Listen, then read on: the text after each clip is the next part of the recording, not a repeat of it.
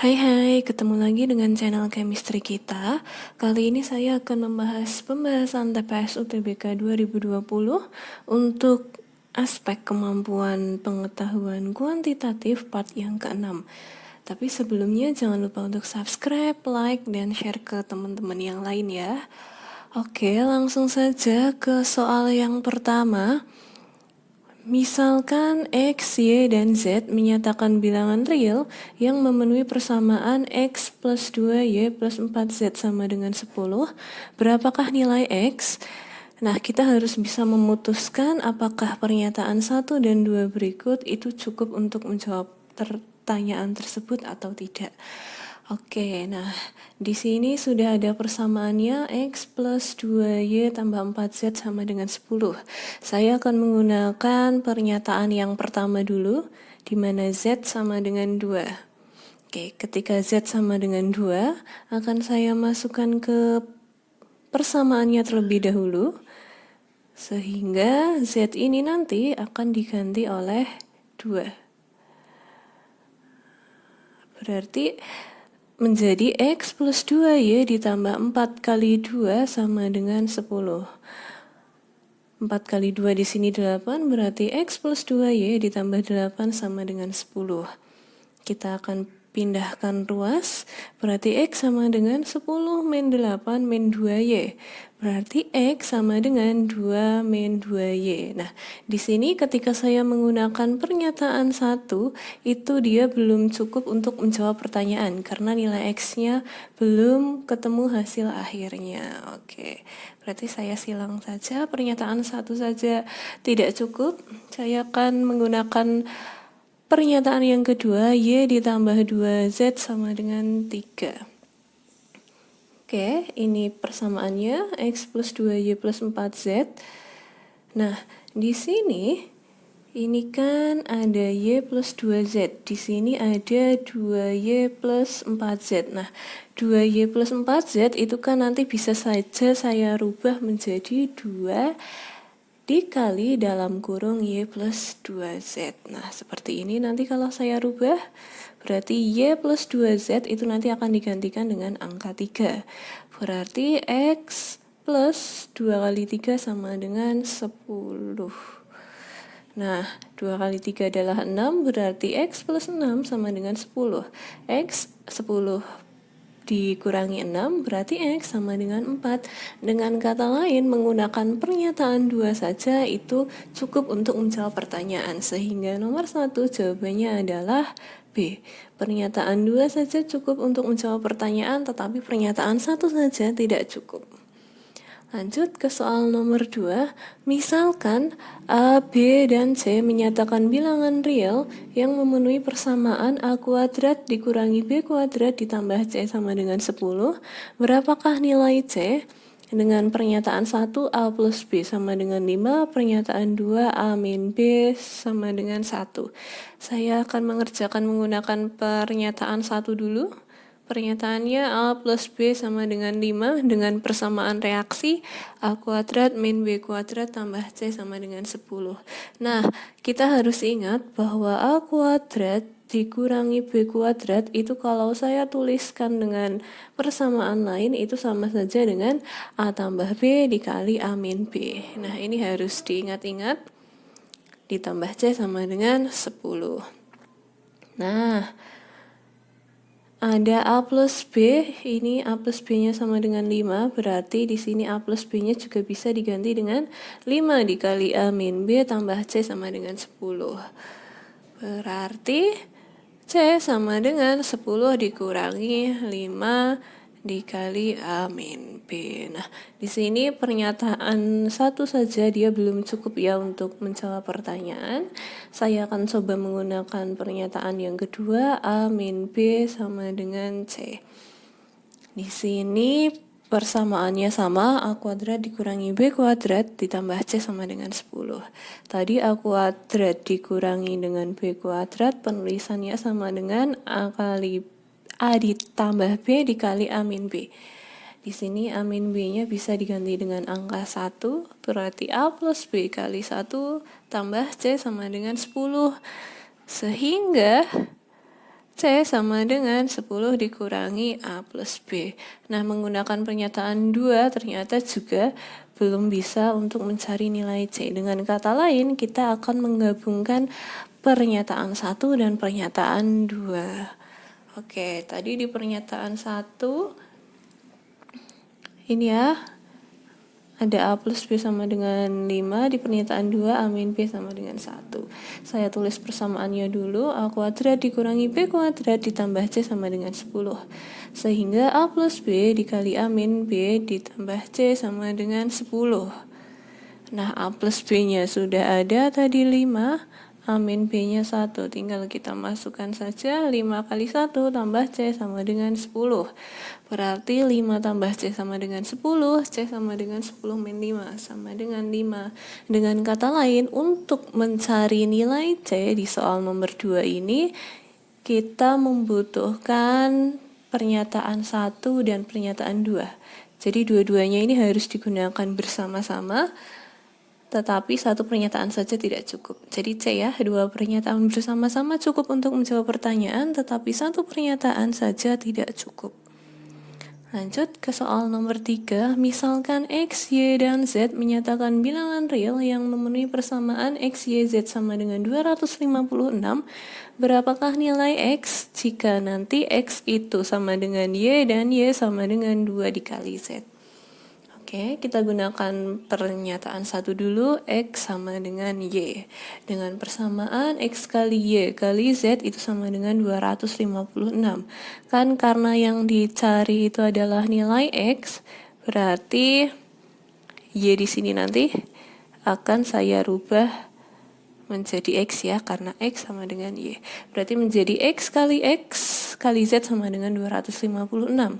X kali X itu adalah X kuadrat. X kuadrat dikali Z sama dengan 256. Sehingga X kuadrat sama dengan 256 dibagi Z. Dengan kata lain, X sama dengan akar 256 per Z. Di sini menggunakan pernyataan 1 saja belum cukup untuk menentukan nilai X yang ada. Berarti saya akan coba menggunakan pernyataan 2, di mana Y sama dengan 2Z. Oke, berarti X kali Y kali Z sama dengan 256. Nah, di sini tadi kan Y sama dengan 2Z, berarti Y-nya akan saya ganti dengan 2Z di sini. Oke, berarti akan menjadi X dikali 2Z kuadrat sama dengan 256. Sehingga X sama dengan 256 per 2Z kuadrat. Dengan kata lain, menggunakan pernyataan 2 saja, dia juga belum cukup untuk menjawab pertanyaannya. Berarti akan saya gabungkan. Oh, ini kita bisa sederhanakan dulu ya. 256 dibagi 2 itu kan sama dengan 128 per X kuadrat. Nah, saya gabungkan pernyataan 1 dan pernyataan 2, di mana persamaannya X, Y, Z sama dengan 256. Nah, untuk pernyataan 2, Y-nya adalah 2Z. Sedangkan karena Y sama dengan 2Z dan Y itu sama dengan X di pernyataan 1, berarti bisa saya tulis X sama dengan 2Z. Dengan kata lain, Z sama dengan X per 2. Kenapa saya membuat Z menjadi X per 2? Karena nanti yang akan kita cari adalah nilai X-nya. Sehingga kita harus punya komponen X dan komponen Z dari pernyataan 1 dan pernyataan 2. Oke, nah berarti kan X tetap X, Y tadi bisa sama dengan X ya. Kemudian Z setelah saya rubah ini menjadi X per 2. Sehingga menjadi X pangkat 3 sama dengan 2-nya di sini saya pindah. Jadi 2 dikali 256 kan hasilnya adalah 512. X pangkat 3 sama dengan 528. 512, berarti X sama dengan akar pangkat 3 dari 512. Akar pangkat 3 dari 512 adalah 8. Berarti untuk menjawab pertanyaan nomor 3 itu kita membutuhkan 2 pernyataan secara bersama-sama. C ya, 2 pernyataan bersama-sama cukup untuk menjawab pertanyaan, tetapi 1 pernyataan saja tidak cukup. Oke, kita nomor 4. Misalkan X, Y, dan Z menyatakan bilangan real yang memenuhi persamaan X plus 2Y plus Z sama dengan 8. Berapakah nilai X? Pernyataan 1, X plus Y sama dengan 3. Oke, saya akan gunakan pernyataan 1 dulu. X plus Y sama dengan 3 dengan persamaan yang ada di soal itu adalah X plus 2Y plus Z sama dengan 8. Karena yang akan dicari adalah nilai X, berarti pernyataan 1 ini saya rubah dulu menjadi Y sama dengan 3 min X. Dengan kata lain, Y ini nanti akan diganti oleh 3 min X. Berarti menjadi X plus 2 dikali 3 min X ditambah Z sama dengan 8. 2 kali 3 adalah 6, 2 dikali min X adalah min 2X. Berarti X plus 6 min 2X plus Z sama dengan 8. X dan X sama saya jadikan 1. X min 2X nanti akan menjadi min X plus 6 plus Z sama dengan 8. Berarti X sama dengan 6 min 8 plus Z. Berarti X sama dengan Z dikurangi 2. Di sini menggunakan pernyataan 1 saja belum cukup untuk menjawab pertanyaan. Saya akan menggunakan pernyataan yang kedua, 2X plus 2Y sama dengan 6. Oke, dengan persamaan X plus 2Y plus Z. Di sini sama-sama ada 2Y. Berarti nanti bisa saya rubah untuk pernyataan 2 menjadi 2Y sama dengan 6 min 2X. Nanti 2Y di sini diganti menjadi 6 min 2X. Berarti X ditambah 6 min 2X plus Z sama dengan 8. X dan X jadi 1. X min 2X adalah min X plus 6 plus Z sama dengan 8. Berarti X sama dengan 6 min 8 ditambah Z. X sama dengan Z per 2. Di sini saya menggunakan pernyataan 2, ternyata dia juga belum cukup untuk menjawab pertanyaan. Dengan kata lain, apakah saya perlu menggunakan dua-duanya atau tidak? Ketika tadi kita sudah menghitung nilai X menggunakan pernyataan 1, itu hasilnya adalah Z min 2. Mencari nilai X dengan pernyataan kedua, hasilnya juga sama-sama Z min 2. Nah, jika jawaban antara pernyataan 1 dan pernyataan 2 itu sama, meskipun nanti kita akan gunakan dua pernyataan tersebut secara bersama, kita tidak akan bisa menentukan nilai X. Kenapa? Karena nilai Z-nya sendiri pun itu belum ada. Oke, berarti untuk nomor 4 jawabannya adalah E. Pernyataan 1 dan pernyataan 2 tidak cukup untuk menjawab pertanyaan.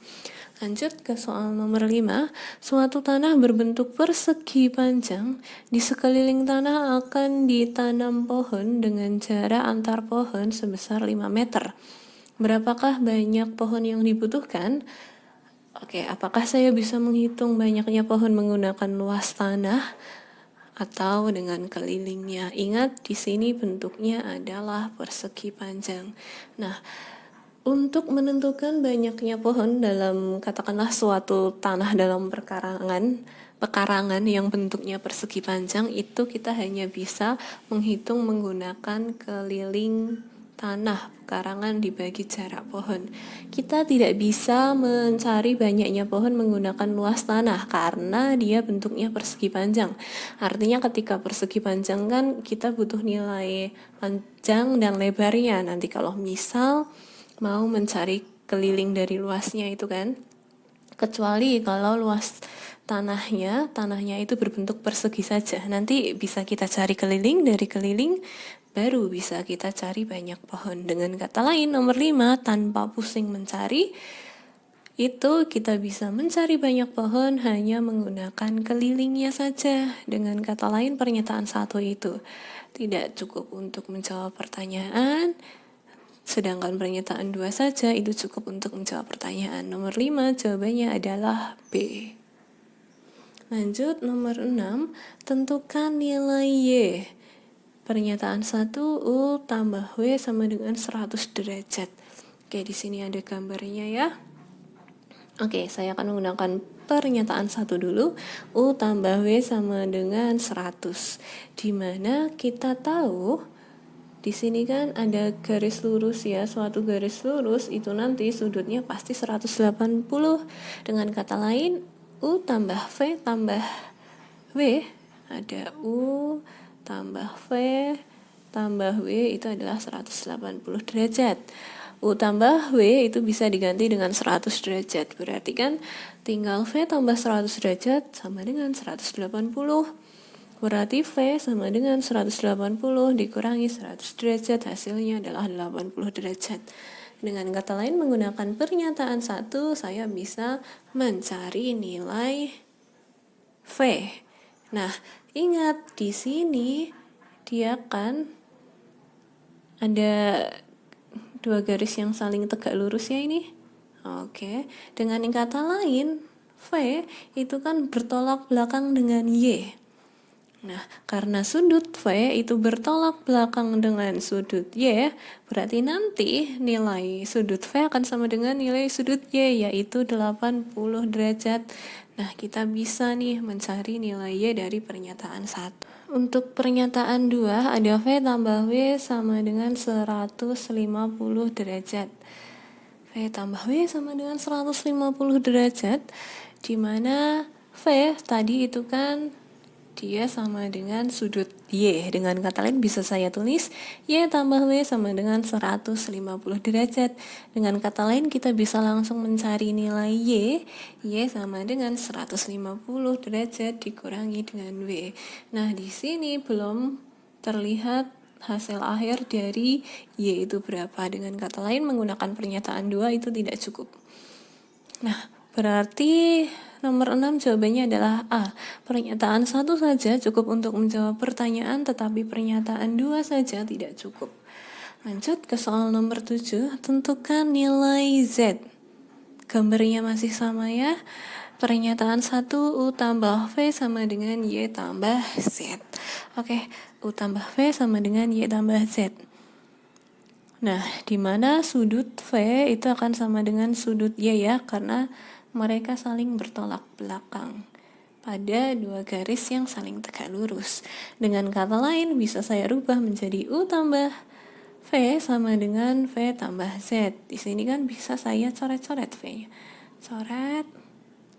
Dengan kata lain, nanti nilai Z sama dengan nilai U. Nah, ini belum cukup. Kita menggunakan pernyataan 1. Bagaimana dengan pernyataan 2, di mana V sama dengan 60 derajat? Oke. Nah, saya akan menggunakan Z tambah U tambah V sama dengan 180. Ini ya, di sini ada garis lurus. Dia kan totalnya dari Z, U, dan V itu adalah 180 derajat. Nah, V-nya bisa saya ganti dengan 60 derajat. Z tambah U plus 60 derajat sama dengan 180 derajat. Dengan kata lain, Z tambah U sama dengan 180 dikurangi 60. Hasilnya adalah 120. Di sini saya juga belum bisa mencari nilai akhirnya. Saya akan menggunakan pernyataan 1 dan pernyataan 2. Oke, pernyataan 1 tadi ada U sama dengan Z, pernyataan 2 ada Z tambah U sama dengan 120 derajat. Nah, karena U sama dengan Z, ini kan, berarti nilai U di sini bisa saya ganti dengan Z yang ada di sini. Berarti kan menjadi Z tambah Z sama dengan 120 derajat, 2Z sama dengan 120 derajat, berarti Z sama dengan 120 dibagi 2, hasilnya adalah 60. Dengan kata lain, saya harus menggunakan dua-duanya, tapi satu saja tidak cukup, sehingga nomor 7 jawabannya adalah C. Dua pernyataan bersama-sama cukup untuk menjawab pertanyaan, tetapi satu pernyataan saja tidak cukup. Kita ke soal yang terakhir, tentukan nilai Y. Dengan gambar yang masih sama, pernyataan 1 U tambah V sama dengan Y tambah Z. Oke, nah di sini saya menggunakan Z tambah U tambah V di sini ya. Sama dengan 180 derajat. Ada Z, ada U, dan ada V. Nah, di mana U tambah V itu kan tadi ini ya, U tambah V itu kan sama dengan Y ditambah Z. Berarti ini bisa saya ganti menjadi Y tambah Z. Berarti Y ditambah 2Z sama dengan 180 derajat. Y sama dengan 180 derajat dikurangi 2Z. Ini belum menunjukkan hasil. Saya akan menggunakan pernyataan 2 sekarang. U tambah Z sama dengan W tambah X. Oke. Saya menggunakan U tambah Z tambah Y. Oke, garis yang ini. Ada U tambah Z tambah Y sama dengan 180 derajat, di mana U tambah Z itu sama dengan W tambah X. Berarti W tambah X tambah Y sama dengan 180 derajat. Nah, di sini nanti walaupun akan saya rubah Y sama dengan 180 dikurangi W tambah X kan. Nah, ini juga belum bisa menentukan hasil akhirnya, berarti saya akan menggunakan pernyataan 1 dan pernyataan 2. Pernyataan 1 tadi Y sama dengan 180 derajat dikurangi 2Z. Itu bisa saya rubah menjadi 2Z sama dengan 180 derajat dikurangi Y. Dengan kata lain, Z sama dengan 180 derajat dikurangi Y per 2. Nah, di pernyataan 2 saya akan menggunakan ini saja. Kenapa saya menggunakan yang atas, yang ada Z-nya, agar sama dengan pernyataan 1. Biar kita bisa gunakan dua-duanya. Berarti U tambah Z tambah Y sama dengan 180 derajat. Z-nya sama dengan 180 derajat dikurangi U dikurangi Y. Nah, Z-nya di sini itu saya akan ganti dengan ini 180 derajat dikurangi Y per 2. Berarti kan ini nanti akan dikalikan ke sisi kiri dengan semuanya kan 180 dikali 2 itu 360 dikurangi 2U dikurangi 2Y sama dengan 180 derajat dikurangi. Nah, kita akan jadikan 1 berarti 360 derajat dikurangi 180 derajat dikurangi 2U sama dengan min Y plus 2Y. Berarti 180 derajat min 2U itu sama dengan Y. Nah, ketika saya menggunakan pernyataan 1 dan pernyataan 2 secara bersamaan, ternyata nilai Y yang kita dapatkan itu juga belum memecahkan hasilnya, belum kita peroleh nilai akhirnya. Karena apa? Karena nilai U-nya sendiri di sini belum ada. Oke, dengan kata lain, nomor 8 jawabannya adalah pernyataan 1 dan pernyataan 2 itu tidak cukup untuk menjawab pertanyaan. Oke, sekian dulu untuk pembahasan dari kemampuan pengetahuan kuantitatif part yang ke-6. Jika ada yang mau ditanyakan, silahkan ditanyakan. Cukup sekian, see you.